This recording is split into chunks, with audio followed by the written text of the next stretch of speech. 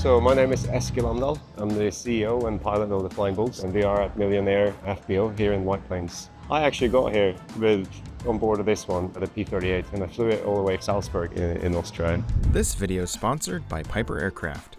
Piper's mission is to be a world leader in general aviation, developing and manufacturing premium aircraft and providing services of exceptional value which consistently exceed customers' expectations.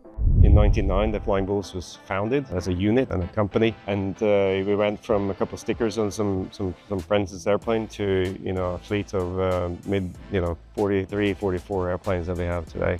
80% of this is supporting the brand, on different events that Red Bull has. So we get to do what we love within the Flying Bulls as aviators and enthusiasts, but we also support the brand in that way. So we are based in Austria, in Salzburg, but we go all over Europe and now finally in the US. So the DC-6, it has 4 engines, the Pratt & Whitney, dependable engines. They are 2800-CB3. Normally rated 2,000 horsepower. We do have wide takeoffs capability here, so we can do the water injection, which gives us another 400 horsepower per engine. We generally take up to 30 people on board. It's obviously 3 crew, 2 pilots and a flight engineer. And the flight engineer actually is working for a living very hard, and the pilot's less so. We do have an autopilot. It is not entirely reliable, so we just keep an eye on it all the time. But it is a very manual airplane, so it's nice to have a little bit of help sometimes just to monitor it. It's largely stock in the cockpit, but we have a backup of 2 GTM 750s that we have for, and also modern radios for 833 channel separation stuff. Max takeoff weight 130,000 pounds. It's a big lady, but she was meant to travel, and that's what she's doing now. This one is US registered. It's November 25 Yankee, as it always was. White Lightning. She's not white anymore, but we keep her shiny and polished. So the P-38 has 2 Allison engines, 1 left turning, 1 right turning, and depending on how you look at it, it's either 2 or no critical engines. But she flies really, really well. The P-38 has 444 gallons of fuel, and it gives us almost 5 hours on cruise, and it does about 210 indicated. This one doesn't have the turbos as they originally had.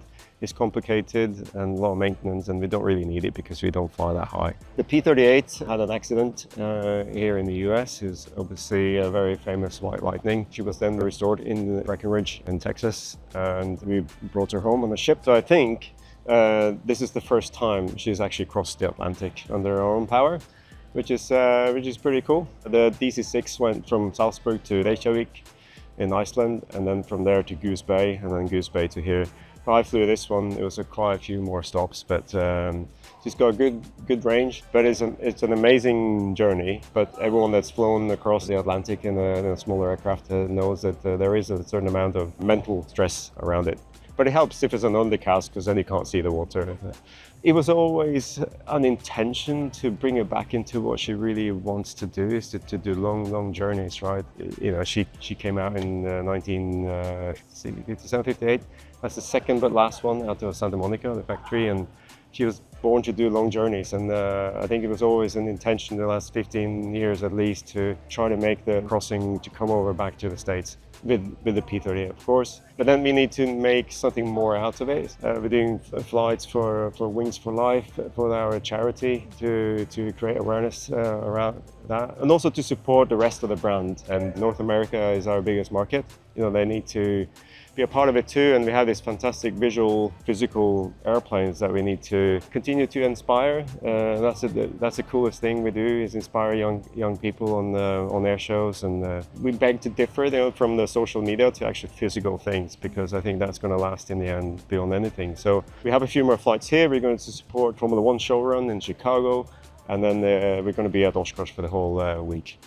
When I started flying, my cousin landed a Huey helicopter, an army helicopter in our garden. I grew up on a little farm in Norway. I was literally blown away, but also mentally blown away.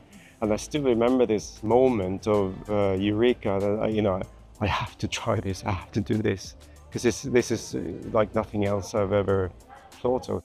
I'm in a position now, together with a team, that we can try to give the same experience to young children and youth, where they're trying to find their way, and that's very special to be able to share and inspire.